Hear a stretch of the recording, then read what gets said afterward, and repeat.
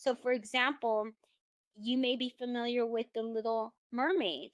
If you're familiar with the Little Mermaid, in Japanese culture, it actually the Little Mermaid in Ariel's the Little Mermaid, if you can think of what happens at the end of the Little Mermaid, the movie, the Disney version. Well, it ends quite nicely. She becomes human, she marries a prince, she lives happily ever after. But when I was studying fairy tales, especially in college, I had a professor who had to study fairy tales. And I remember looking at the Japanese version, and that actually is not the way that it ends in Japan.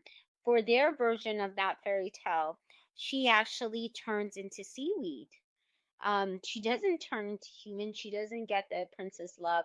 And so, depending on the culture, fairy tales can have different types of endings. Yes, and that's a good point to bring out that Peggy asked. Living happily ever after is usually the classic ending of storytales.